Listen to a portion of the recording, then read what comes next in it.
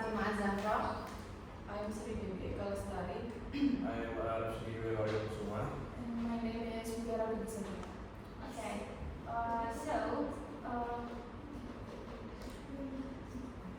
For the background first here, multimodal text is a form of communication that combines multiple modes, such as text, images, audio, video, and interactive elements, to convey this information more effectively.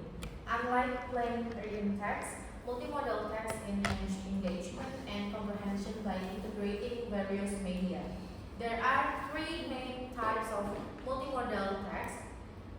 Print multimodal text uses combinations of text and images, commonly found in books, magazines, brochures, posters, infographics, and comics.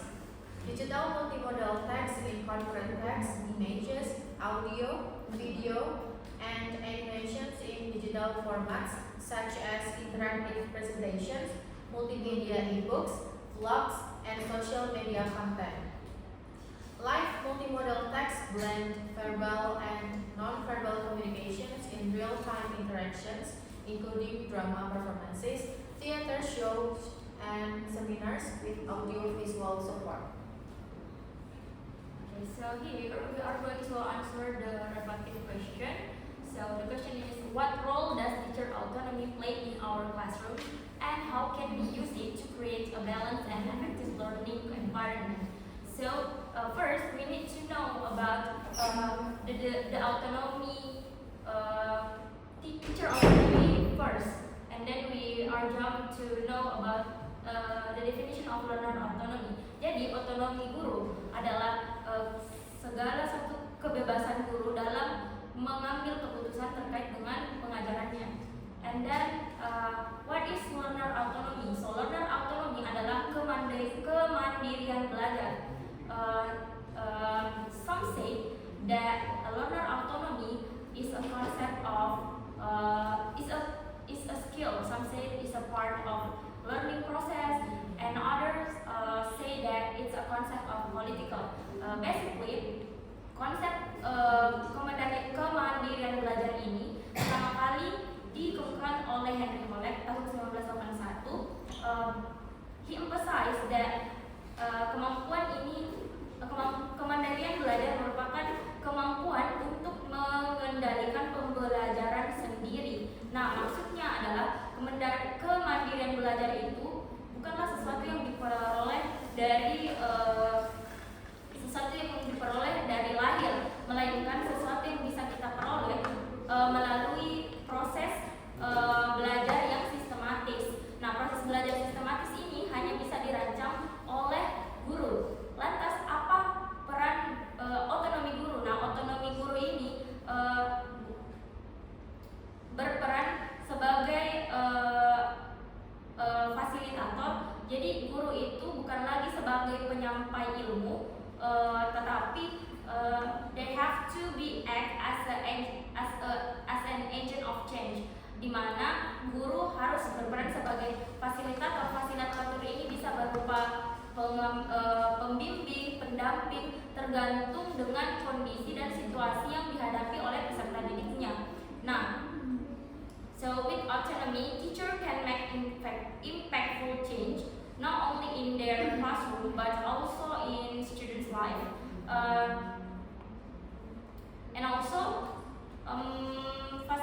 peran guru dalam konteks kemandirian belajar ini, as a facilitator bisa berupa pelatih atau pembimbing, konselor, penasihat, or whatever it is, tergantung dengan kebutuhan kondisi siswa, disesuaikan dengan kebutuhannya. Nah, sebagai guru kita juga dituntut untuk selalu mengevaluasi diri agar bisa menyesuaikan sesuai dengan kebutuhan siswa itu. I think that's it. And then the next question: how can we use it to create a balanced and effective learning environment? Will be answered by Fatima. Okay, continuing. on Nanik's explanations, as we know together that teachers play an important role in shaping or helping students become autonomous learners. And to answer how can the teacher use their role to create a balanced and effective learning environment, there are several steps or maybe guidance that the teacher should do. The first here is train students in autonomous learning. So the teacher should guide students on how to assess their own learning and language skill, also how to set their clear learning goals and how to make decisions and solve problems by their own. And then also the teacher should guide the students to make or manage their time effectively. And then the second guidance here is to act as a supportive advisor. So students actually have the different needs, different questions and challenges that they may have. And to support this effectively, the teacher should first understand what students' learning goals, what their abilities and their past experience. And then the second thing, the teacher should have strong knowledge of the subject and the teaching technique itself. For the third year, the teacher should keep the students motivated. So to maintain students' enthusiasm for autonomous learning, the teacher should monitor students appropriately without being controlling. Also, the teacher should provide useful and constructive feedback, and the feedback itself can be written feedback or oral feedback. And then the teacher should use their influence, such as what Wanda has said before, to inspire the students to stay engaged on the learning process. And then the fourth year, the teacher should develop effective learning materials. The teacher can create learning materials that matches the student's skills level and learning style, also that align with the student's learning goals, and that allow students to assess their own progress, and also the material that stays updated with the newest information. So by using this autonomy wisely, the teachers can create a classroom where the students learn better, feel more engaged and enjoy their educations. For the reflective questions will be answered next by Tende. Okay, so the next one is related to the LMS assignments. It's about what modes that are that we choose and how effective it is, and how can it become more effective in methods beyond the text that you utilized. So from some types of modes, we choose 3 modes, which are moda bahasa, moda visual, and moda dengar. The first one is moda bahasa. When we talk about literacy, we cannot leave behind that it's not about reading. It's not about reading, ya, bukan hanya tentang membaca, but it's more than that. It's about collecting the data and then how the students understand what's going on in the text.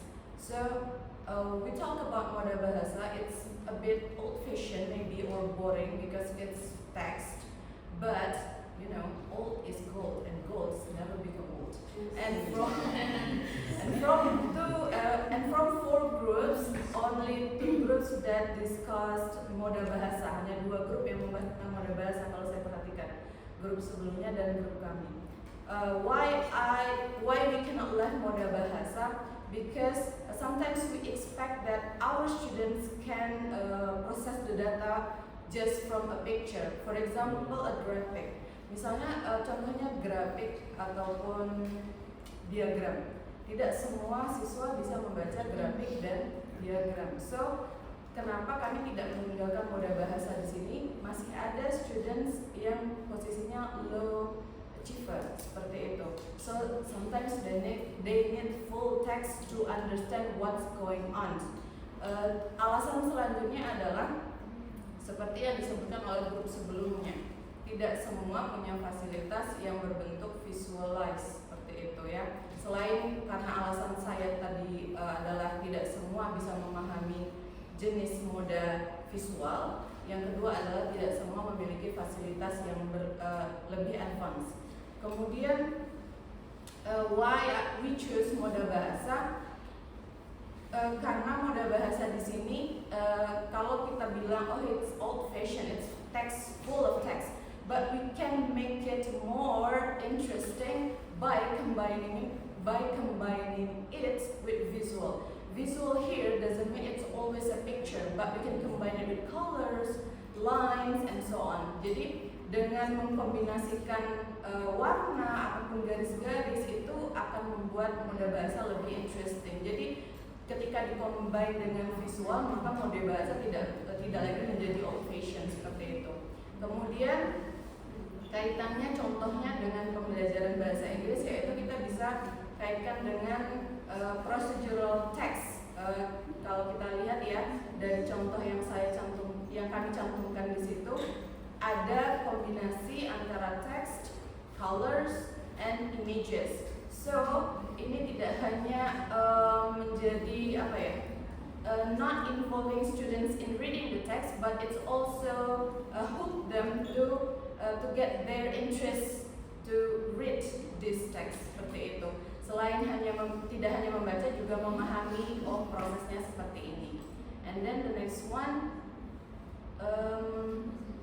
the effectiveness of this moda bahasa in learning activities. The use of this text in learning activities is quite effective, I think, because when we compare the text, the images, and the colors, it's such a good combination. And then students are more likely to be interested in reading and understanding the steps explained in the text. So the next one will be explained by Arifin. Thank you, Devi. In the next topic is about visual mode atau moda visual. Di sini saya menggunakan I choose 3 types of visual modes. The first is infographic, poster, and audiovisual modes. Visual modes involves the utilization of image, videos, diagrams, graphs, or other visual media to assist students in comprehending material. In the context, I choose the context when my experience in PPL in SMA Negeri 2 Bogor. In the context of descriptive text learning, visual mode proves that to be highly effective as it enables students to describe objects, places, or people in a more concrete and engaging manner. Di sini saya memilih mode visual yang bertemakan tentang climate change karena pada saat saya PPL waktu itu menjelaskan tentang bagaimana efek dan berbahayanya global warming. Saya juga menampilkan beberapa ya seperti yang teman-teman ada infografis, ada poster, dan juga coba bisa di-play apa itu? Bukan itu. Ya.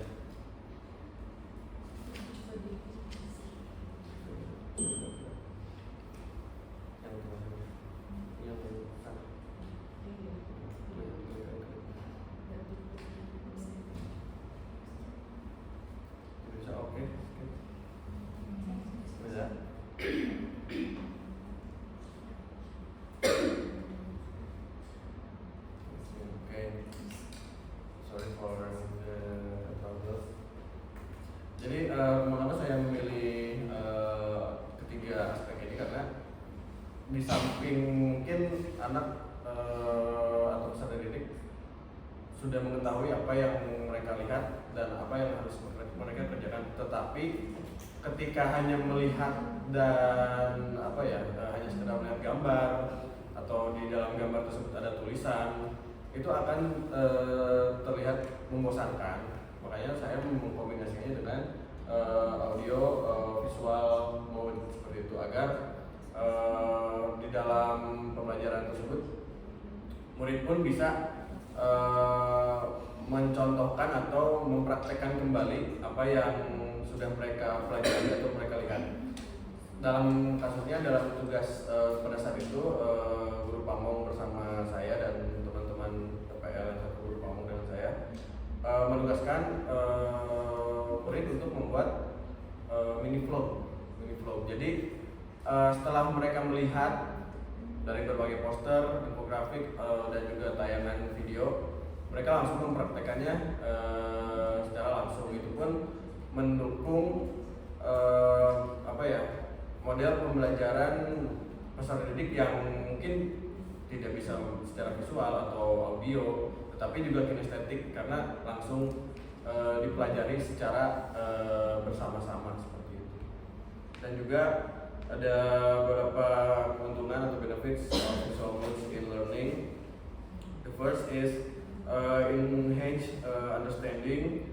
Image and diagrams help students grasp abstract concepts more easily. 2. Speeds up learning. Visual information is often processed faster than text. 3. Improves memory retention. The combination of colors, shapes, and symbols help learners remember information better. And 4. Increases motivation. Engaging visuals make learning more enjoyable and interactive. And the last is supports visual learners. Some students learn better through image and videos rather than text. Okay. We next to the slide. And the next is mudah dengar, di mana auditory mode is a tool of learning that involves receiving information on learning materials through the sense of hearing. So dalam konteks pendidikan, mudah dengar ini mengacu dalam pembelajaran itu yang berbasis dengan audio atau suara. Jadi siswa memahami materi itu melalui suara, bisa dengan contohnya dengan menggunakan podcast, lagu, dan juga rekaman-rekaman tentang materi. Now, listening mode plays an important role in improving speaking and listening skills, for example, in analytical exposition text. Jadi contohnya dalam materi analytical exposition, siswa itu tidak hanya mempelajari tentang menyusun teksnya saja, mulai dari tesis, argumen, dan juga reiteration, namun juga memperhatikan bagaimana penyampaiannya itu secara lisan. Karena tujuan dari analytical exposition itu meyakinkan audiens dengan cara memberikan alasan-alasan yang kuat atau argumen dan juga bukti pendukung argumen itu dengan cara mereka mengaitkannya dengan pengalaman yang sudah mereka alami. And this is the example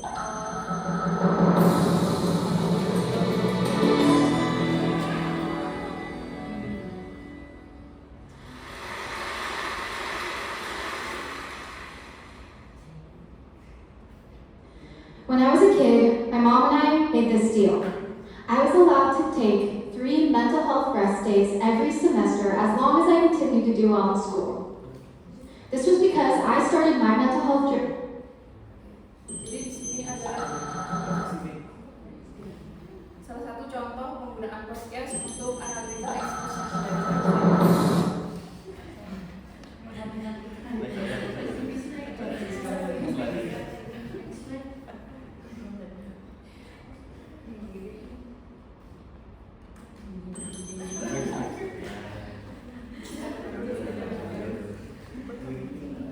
Dari contoh ini, jadi in my opinion, auditory mode is effective to apply, for example, in the topic of analytical exposition, because students can improve their listening skills and also speaking skills. Karena dalam pengaplikasiannya, siswa itu akan memperhatikan bagaimana sih cara berbicara yang bagus, bagaimana intonasi dan juga penekanan untuk delivering the material dengan jelas. Dan auditorial mode ini juga memfasilitasi siswa dengan gaya belajar auditorial, di mana siswa ini lebih bisa menangkap materi jika dikaitkannya dengan suara. And then for the conclusion, teacher play crucial roles in foster learner autonomy and language learning by guiding rather than replacing students' effort, encouraging independence instead of reliance, and building supportive relationship while remaining effective educators. To truly promote the autonomous learning, teacher must also commit to lifelong learning and continuous self-improvement. A student's autonomy depends on their teacher's ability to model self-direct growth. I think that's all. Any questions? Any question?